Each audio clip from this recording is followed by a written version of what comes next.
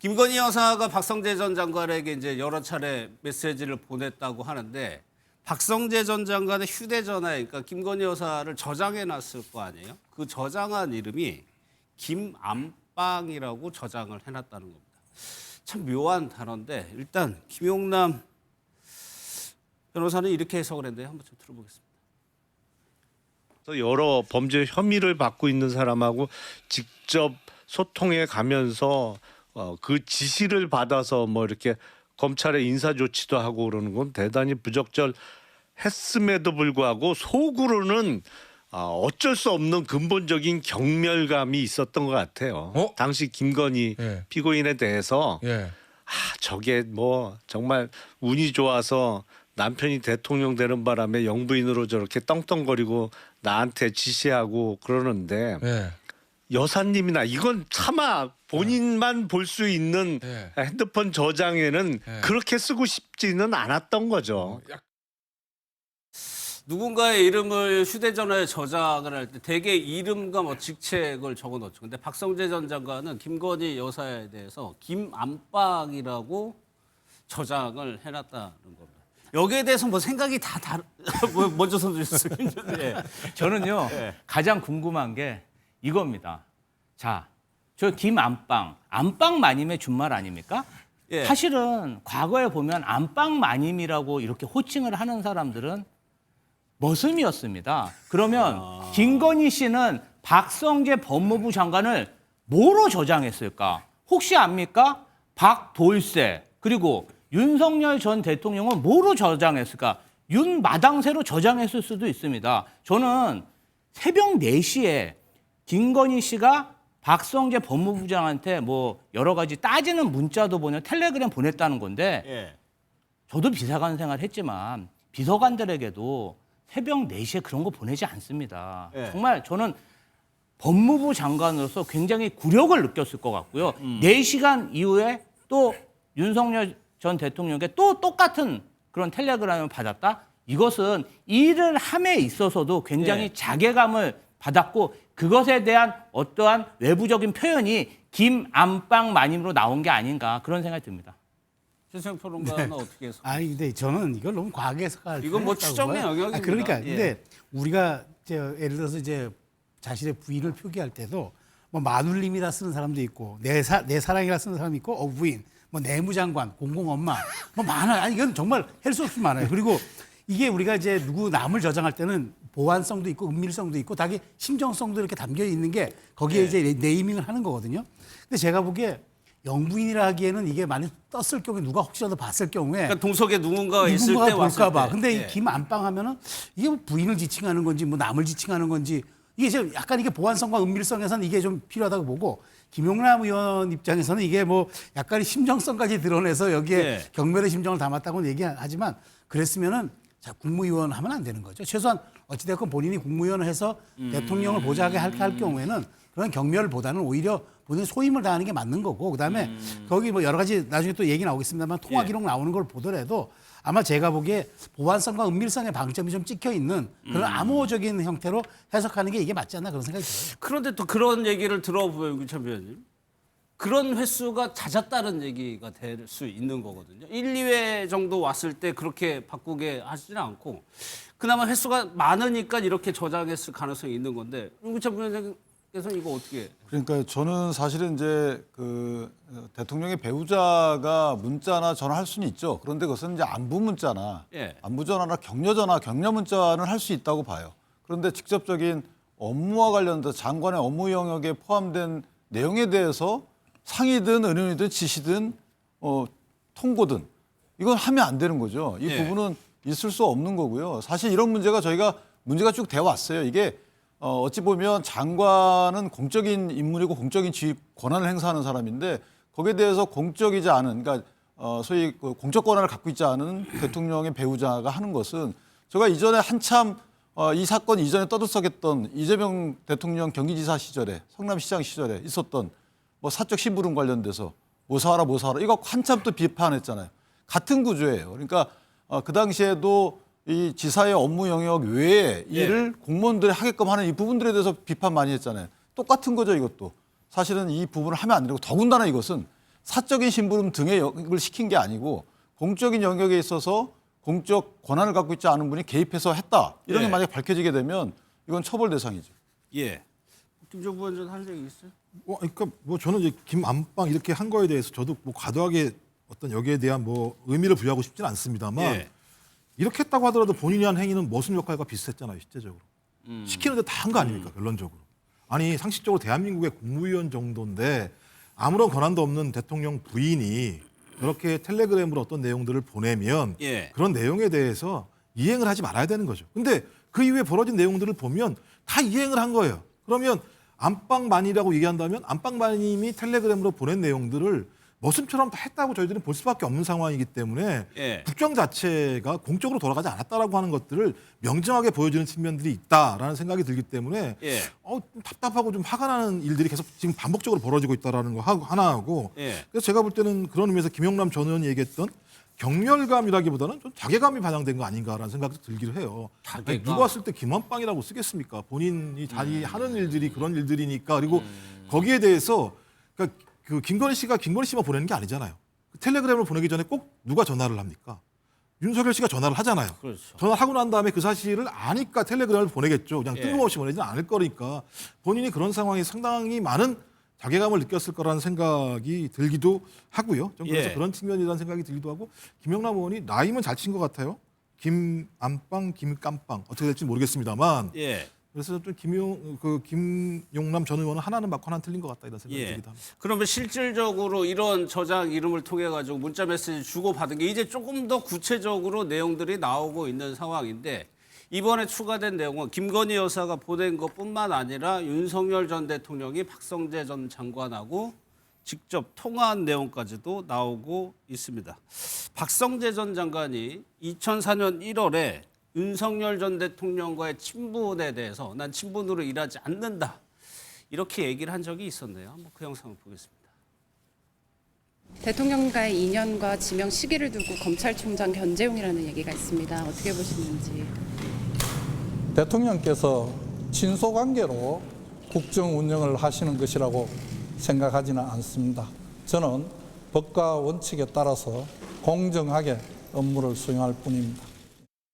아침에 이렇게 일어나 보면 5시, 6시인데 안 자고 이렇게 엎드려서 제 휴대폰을 놓고 계속 답을 하고 있는 거예요. 그래서 미쳤냐? 지금 잠을 안 자고 뭐 하는 거냐? 그랬더니 지지하는 사람들이 있는데 아니 뭐 답을 해줘야 하는 것이지 이분들이 다 유권자인데 그러면서 잠을 안 자고 완전히 날밤이 바뀌어가지고 그렇게 지금도 하여튼 휴대폰 없애라는 분이 많거든요. 근데 제가 이거를 모르겠어요. 워낙 오래 쓰던 번호라 사실은 제 초도 휴대폰 바꿨어야 되고요. 2024년 1월에 인터뷰할 때 기자가 그렇게 물어보죠. 검찰총장 견제용 인사 아니냐. 요 상황을 이해하고 보시면 좀 더 이해가 쉽습니다. 이때요. 5월 2일 날 이원석 검찰총장이 김건희 여사 명품백 전담 수사팀 구성을 지시합니다. 대통령실로서는 상당히 불편할 수 있는 지시예요. 그 이후로 박성재 전 장관과 윤 전 대통령 부부가 아주 바쁘게 움직입니다. 4일에요. 무려 75분간 윤 전 대통령과 박 전 장관이 통화를 해요. 그리고 그 다음 날 김건희 여사가 저희가 앞서 소개해드렸던 김혜경 여사, 김정숙 여사 왜 수사 안 하냐라는 취지의 문자를 보낸 날이 그 다음이에요. 그러면 김주호 이건 일단은 시간상으로 이렇게 돼 있다는 겁니다. 윤 전 대통령이 장관하고 75분을 통화하고 그 다음 날 여사가 구체적인 무언가 메시지를 보내는 상황이 된 거거든요. 사실은 그때 당시에도 이원석 검찰총장이 총선 직후에 네. 굉장히 여건이 어려웠을 때고 그리고 검찰로서도 김건희 씨의 어떤 비위 행위와 뇌물수수 의혹에 대해서 총선에서 대패한 이후에 뭔가 활동을 안 할 수가 없는 상황이었습니다. 그래서 법불악이라 그래가지고 특별수사팀을 꾸려서 정말 가열차게 수사를 할 의지를 보였는데 그 이후에 인사초에도 아닌데 송경호 서울중앙지검장이 인사조치되고 여러 가지 수사팀이 서울중앙지검의 1, 2, 3차장이 다 변경되면서 굉장히 이거 김건희 씨의 비위 의혹 때문에 수사에 개입하는 게 아닌가 그런 의혹들이 많았습니다. 많았는데 알고 보니까 그 내면에는 김건희 씨가 저렇게 압박하는 그러한 텔레그램을 보냈고 마치 보십시오. 이게 학창 시절에 선생님이 누구를 혼내면 선생님한테 대드는 것 같지 않습니까? 왜 저만 혼내십니까? 저 사람도 잘못했고 저 사람도 잘못했는데 나는 너무 억울합니다. 약간 제가 봤을 때는 덜 성숙된 사고방식으로 본인의 잘못을 축소시키고 남과 함께 물타기 하는 모습을 보이면서 좀 때를 쓰고 있는 게 아닌가 그럴 정도로 법무부 장관과 윤석열 전 대통령에게 압박을 가한 그런 모습으로 보입니다. 그런데 그 압박이 정말 통하지 말았어야 되는데 현실로 다 이루어진 걸 보니까 국민 입장에서는 너무나 허탈한 것이죠. 그게 이제 검찰의 인사에 개입했다는 의혹 그리고 무혐의를 받았다는 영향력을 끼쳤다는 그렇죠. 것까지 연결된다는 말씀이시죠. 사실 저희가 알고 있는 정보는 언제 몇 분간 누구와 통화했다 요거지 실질적으로 무슨 내용을 얘기했는지 자체를 지금 모르기 때문에 지금 추론을 하고 있는 건데 시기가 지금 묘하긴 하단 말이에요. 그러니까 여기서 주목해 봐야 될 건요. 윤석열 박성재 통화는 아무 이상한 게 없어요. 대통령과 대통령과 국무위원이니까. 법무장관의 인사고 그 인사에서 검찰 인사가 있었다. 충분한 거예요. 그게 최종 국가의 인사권자인 대통령이 담당 국무위원과 오랜 시간 통화했는데 그 이후에 인사가 있었다. 그게 자연스러운 거죠. 그게 없이 장관이 독단적으로 인사합니까? 못하죠. 그러니까 제가 여기서 지적드리고 싶은 건 윤석열 이 전화는 아무 문제가 없어요. 다만 그 직후에 있었던 김건희 여사가 왜 그러면은 박성재 장관에게 문자를 보냈을까? 그다음에 마지막 이번 그 탄핵 선고 이후에 또 2월 2025년 25일 날 또 왜 보냈을까? 이런 걸 놓고 보면은 저는 제가 보기에 그게 왜 이런 일들이 벌어졌느냐를 놓고 본다면은 저는 그 김 여사가 공사 라인이 구분 안 된다는 얘기는 우리가 많이 지적을 했으니까. 그런데 여기에서 저는 그렇게 생각합니다. 대통령 얘기를 잘 들어보면 김 여사가 새벽까지 휴대폰 붙잡고 앉아 있었다는 건 아닙니까?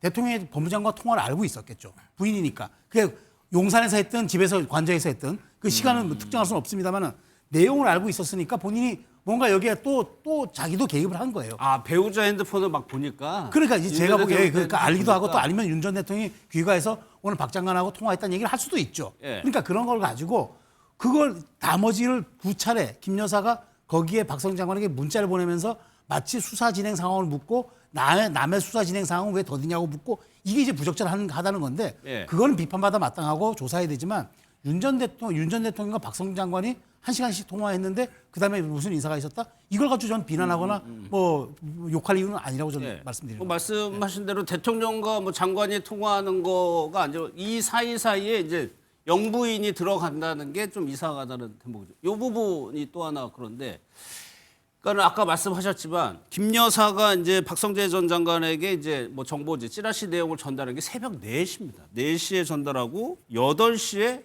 윤석열 전 대통령도 같은 내용을 전달을 해요. 저는 조금 의구심이 드는 게 뭐냐면 윤 전 대통령이랑 김건희 여사랑 같은 취지의 얘기를 장관에게 했다 하면 대통령이 한번 얘기했으면 됐잖아요. 근데 그거를 왜 또 영부인이 얘기를 했을까 하거든요. 저는 그래서 제가 공사 구분이 안 된다. 다시 올라가면은 윤 전 대통령의 가장 큰 패착은 그거예요. 특별감찰관을 시켰어야지 임명했었어야 돼요. 그랬으면 이 사달이 안 났고 그 정도 안 할 거였으면은 김 여사에게 이부속 비서관실을 신설해서 붙였어야죠. 처음서부터.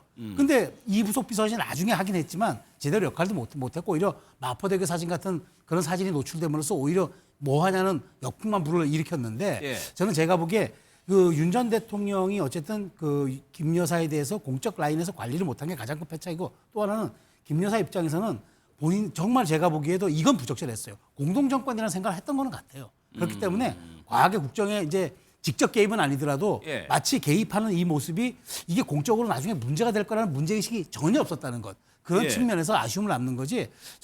그래서 저는 이 새 정부도 교훈을 받아야 된다. 최소한 특별감찰관 문제하고 영부인을 보좌하는 기능은 완벽하게 꾸려낼 필요가 있다. 저희가 전임 정부로부터 배워야 할 교훈이 그런 거 아니겠습니까?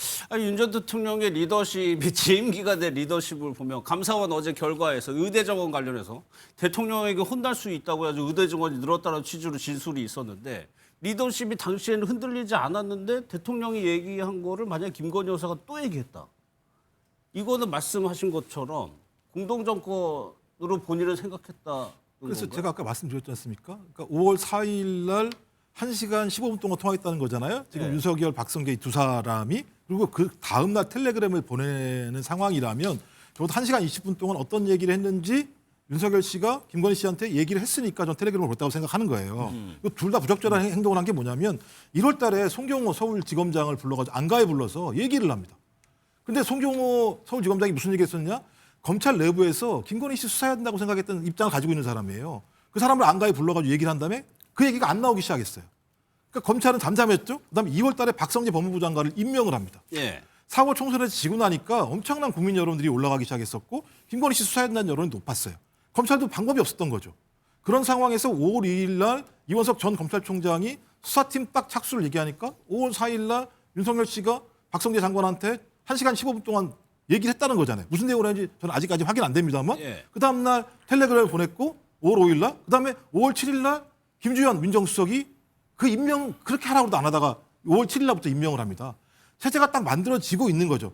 그 체제가 만들어지고 난 다음에 소위 이 김건희 씨가 계속 박성재 장관한테 텔레그램을 보내가지고 뭐 예를 들면 김용수 전 대법원장부터 시작을 해서 김혜경 뭐 이런 얘기들을 막 늘어놓는단 말이에요. 예. 그렇다면 이 정도 상황이 됐다는 건 윤석열 씨가 다 세팅해놨구나. 내가 얘기해도 되는구나.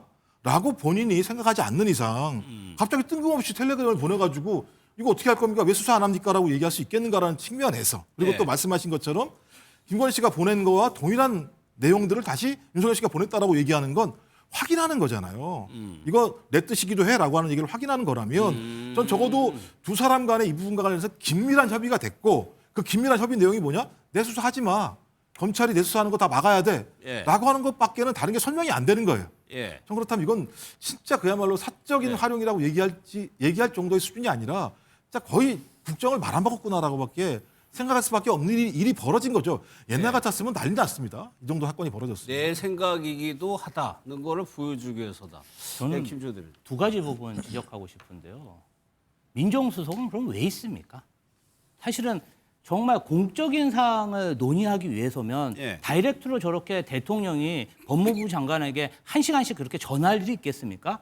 수석비서관 시켜도 되지. 그리고 두 번째, 이 세계 어느 나라 국가에서 영부인이 새벽 4시에 법무부 장관에게 보안이 철저한 텔레그램으로 저런 걸 보내는 나라가 있었습니까? 저는 이 부분 관련해서는 정말 안 좋은 선례를 대한민국 역사에 새겼고 예. 국민의힘도 이 부분 관련해서는 굉장히 반성하고 지탄해야 되지 않을까 그런 예. 생각을 합니다. 김주호 대변인은 이 새벽 4시에 굉장히 주목하는 것 같아요. 아니 이것은 어떻게 보면 갑질 아닙니까? 법무부 장관도 예. 사람인데 새벽 4시에 그걸 보내고 그날 또 8시에 대통령이 보낸다? 이거 좀 예. 해도 너무한 고용주들 같아요. 근데 그 김건희 여사가 반성을 해야지 국민의힘이 왜 반성을? 국민의힘이 무슨 이거 뭐 글쎄요 뭐 우리가 그 정도의 저희한테 권한을 줬으면 모르겠는데 저희도 아쉬운 부분이죠. 예, 그러니까 원래 이게 통상은 대통령의 배우자가 대통령을 통해서 국정에 영향을 끼쳐온 부분은 뭐 가끔 문제가 되어 왔죠. 그런데 직접 국무위원 특히 법무장관 사정기관을 컨트롤하는 법무장관에게 현재 수사 대상인 대통령의 배우자가 뭔가 주문을 한다. 있을 수 없는 거죠. 이 부분은. 이 부분은 저도 상당히 놀랍고요. 다만 이제 이런 건 있는 것 같아요. 윤 전 대통령과 김건희 여사가 의사 연락하에 보냈던 것 같지는 않아요. 왜냐하면 그러면은 질서 정연하게 해야 되는데 겹치잖아요. 겹친다는 것은 제 생각에는 각자 그냥 받은 시기가 비슷했겠죠. 그런 지라시를. 그거를 한 분만 보내지 두 분이 같이 보내겠습니까? 저는 물론 이제 한쪽의 해석처럼 확인하는 차원일 수도 있지만 과도한 해석으로 보이고 오히려 저는 만약에 이게 여러 번 보내서 효과가 있었으니까 계속 보낼 거 아니겠어요? 그렇다면 이미 확인할 필요는 없는 상황이고 그렇다면 두 분이 각각 보냈다라는 것은 각자 의사연락하지 않은 상태에서 각 독립적으로 행동했다라고밖에 볼 수가 없고 그러니까 두 사람 간의 부부 간의 협의나 의견줄은 없었고 없었죠. 예. 그리고 이 5월 4일 날 뭐 몇십 분간의 통화를 한 이후에 김건희 여사가 또 그 다음 날 뭔가 보내잖아요. 근데 이 보내는 것도 뜬금없어요. 만약에 이게 인사 관련된 거라면 시기상 적절한 멘트일 텐데 그게 아니고 김혜경 여사나 이런 분들에 관련된 수사 왜 안 되냐 뭐 이런 거란 말이에요. 그러니까 약간 동문서답식에 따라서 이 부분은 김건희 여사가 조금 더 비난 가능성이 큰 이유가 독자적으로 움직였기 때문에 오히려 대통령 윤 전 대통령 모르게 했다 그러면 이건 더 큰 문제죠. 예. 그렇게 생각합니다. 그래서 지금 특검에서는 정치 운명 공동체라는 단어를 좀 꺼내 들고 있습니다. 이게 먼저 간략하게 유기처럼 이게 법률 용어로 이런 게 있는 거예요? 없죠. 지금 말은 지금 공동정부라는 개념을 저렇게 정치 공동체라는 걸 정의하는 건데 저게 예전에 최순실과 박근혜 전 대통령이 경제 공동체라는 단어를 썼잖아요. 이 말은 뭐냐면 정치 공동체가 만약에 뭔가 이 법률적 용어가 아니지만 저게 어필되고 되면 뇌물죄가 될 수가 있는 거예요. 이제 김건희 여사가 막 돈을 받든가 뭐 명품백을 받아요. 어떤 부탁을 받습니다. 근데 이것이 전달이 돼서 어떤 형태로든 대통령 권한행사권자인 대통령에게 전달이 되고 같이 했어야 되는데 입증이 거의 불가능한 상황이죠. 그러니까 정치 공동체 아니냐. 그러니까 여기 전달됐으면 여기까지 가는 거고 이렇게 공동으로 권한 행사를 한 걸로 볼 때 정치 공동체고 이것은 윤 전 대통령에게 전달됐다는 거를 입증할 필요 없이 바로 뇌물죄의 공범으로 의뢰할 수 있다. 이런 정도의 법리를 적용하기 위한 사전 포석이다. 저는 이렇게 평가합니다. 아니 그게 이제 법률 용어가 없다면 정치 공동체를 입증하는 구체적인 항목이 없다는 얘기가 없습니다. 예, 저 부분은 정황 증거로서 그러니까 지금 저희가 막 이렇게 언급하고 있지만 김건희 여사가 뭐 박성재 법무장관한테 이렇게 했는데 이것들이 사실은 별도의 범죄는 성립할 수 있어도 현 수사에는 전혀 뜬금없는 거예요. 근데 왜 이걸 자꾸만 이 수사에서 나오느냐? 이런 것들이 전부 다 종합되면 그거 같이 쭉 해온 거 아니야? 그러니까 당연히 여러분 디올백 받을 때도 청탁받은 거 당연히 전달했겠지. 그러니까 이것은 알선수재가 아니고 뇌물죄로 의율해야 돼. 청탁분리법이 아니고 이런 식의 예전에 정치 공동체에서 받았던 모티브를 끌고 와서 여기서도 공범에 바로 적용하려고 하는 거죠. 그런 포석입니다. 그래서 드는 사례가 이제 특검에서 그런 부분을 보고 있는 것 같아요. 본인의 수사가 무혐의 처리된 점. 그리고 검찰 인사에 어느 정도 개입한 점을 좀 보고 있는 것 같아요. 그렇죠. 이 경제공동체를 만든 사람도 윤석열 씨예요, 결론적으로. 맨 처음에 이 논리를 만든 게. 그러니까 그 논리를 만들어냈기 때문에 이런 부분들이 계속 수사 과정에서 기소의 내용으로 집어넣는 거거든요. 활용이 된다는 말이죠. 그렇죠. 그 핵심적으로 말씀하신 것처럼 통화 내용 자체, 그러니까 일부 텔레그램 내용 자체를 보면 매우 문제가 많아요. 그러니까 김명순 전 대법원장에 대해서 왜 갑자기 수사가 되는지 안 되는지 김건희 씨가 왜 이렇게 궁금했을까? 이제 해석을 해볼 수밖에 없는 거죠. 그렇다면 김영수 전 대법원장과 그 시절 같은 경우 이재명 그 당시 당대표가 경기도지사였을 때 무죄가 된 내용이 나왔던 거 아니겠습니까? 거기에 대한 본인이 계속 생각을 가지고 있는 거 아닌가? 또 그다음에 왜 나만 갖고 물고 늘어지지? 김혜경, 김정숙 두 사람도 있는데 왜 나만 그렇게 하는 거지? 그러면서 결론적으로는 내 사건을 무혐의 종결시키지 않으면 큰 문제가 생길 것처럼 압박을 가하는 형태로 간 거죠. 그래서 말씀하신 것처럼 결론적으로 저희가 알고 있는 황제 수사, 말도 안 되는 수사가 벌어졌죠. 그리고 그 수사를 하는 과정에서 지금 아직까지 확인은 안 됩니다만 민정수석이 모종의 역할을 했을 거라는 얘기들이 기사로 많이 나왔죠. 그러면 그 민정수석을 갑자기 안 만들다가 그거 누가 신설했습니까? 윤석열 씨가 신설을 했죠.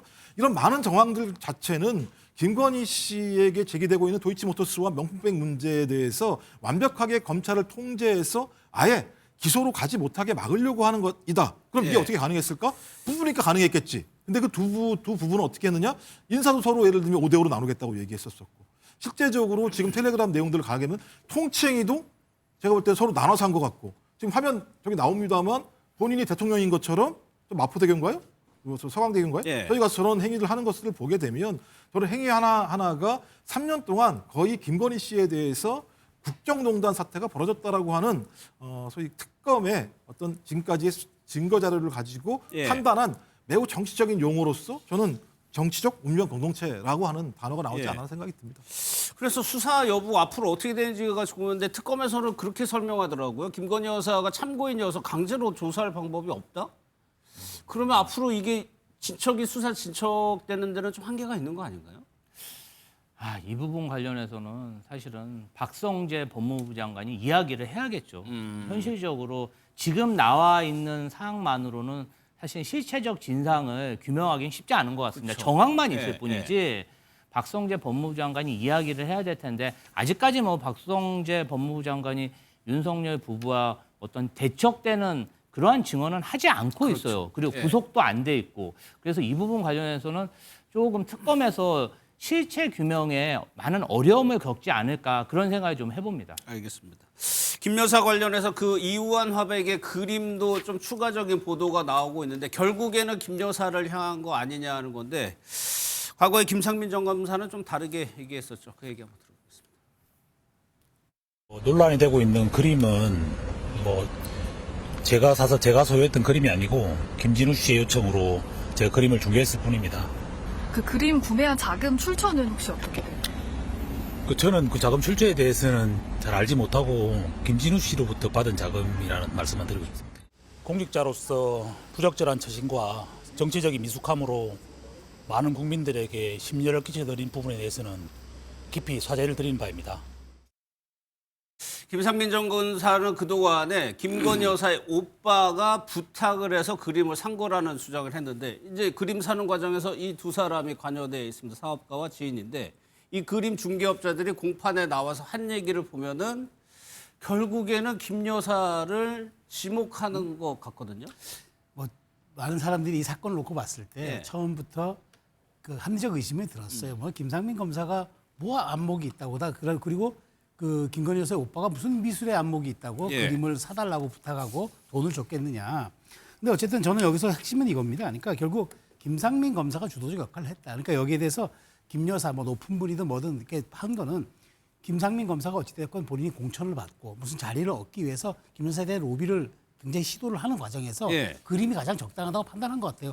코바나 컨텐츠를 운영하고 도슨트 같은 역할을 했던 김 여사 입장에서는 그림을 좋아할 수밖에 없었던 것 같고 예. 그것에 대한 취향을 파악하고 있었던 김상민 검사 입장에서는 아주 거기 로비의 적절한 수단을 그림으로 본 것 같아요. 예. 그런데 이제 여기에 대해서 이제 본인도 법률가다 보니까 이런저런 것을 따지기 위해서 돈도 오빠가 준 걸 받았고 오빠의 부탁으로 해서 어쨌든 김 여사를 돌아가기 위해서 했긴 했지만 많은 사람들이 그림이라 그러면 김 여사를 떠올릴 수밖에 없는 상황이었기 때문에 결국 이 부분은 김상민 검사가 자신의 출세욕과 정치적인 욕망을 통해서 이루려는 그 과정을 김 여사를 통해서 통로를 통해서 가려고 그림이라는 선택지를 가졌다. 예.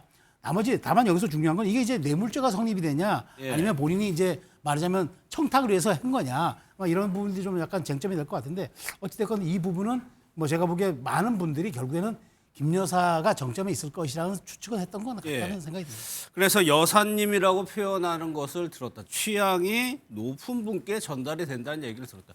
이거 보니까 그 샤넬 관련해가지고 거기 가게 점원들의 증언 이런 식으로 해가지고 그게 시발점이 돼가지고 드러나기도 했었잖아요. 예, 제가 볼 때 이거 뭐 거의 정리되는 것 같은데요. 예. 뭐 예를 들면 김상민 씨 말대로라면 본인이 심부름을 했는데 김건희 씨가 공천 압력을 넣었다? 말이 안 되는 거잖아요. 그다음에 공천이 안 되니까 국정원 특보를 시켰다?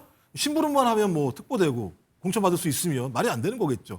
뭔가 뇌물을 받았다. 그리고 이게 뭐 일회성이 아니라 다양한 방식의 뇌물이 지금 여기저기 나오는 상황이기 때문에 예. 그리고 말씀하신 것처럼 중개인도 이렇게 얘기를 들었다라고 얘기하고 판매한 사람 같은 경우도 이렇게 얘기하는 상황이면 이 어떤 그림은 분명히 김건희 씨에게 뭔가를 얻으려고 하는 행위가 벌어졌던 거고 예. 오죽하면 또 김상민 씨가 갑자기 그 영부인 디스카운트 얘기하는 바람에 명확히 드러난 거잖아요. 따지고 보면요. 좀 싸게 달라. 2천만 원 깎으려고 하다가 아주 본체가 다 드러난 상황들이고요. 예. 근데 이건 그러니까 예를 들면 수사하는 과정에서 어떤 일이 벌어졌는지에 대한 부분들은 거의 확인이 된 것 같은데 더 기괴한 건 뭐냐면 아니 검사라고 하는 사람이 뇌물죄나 청탁금지법을 수사하는 사람이잖아요.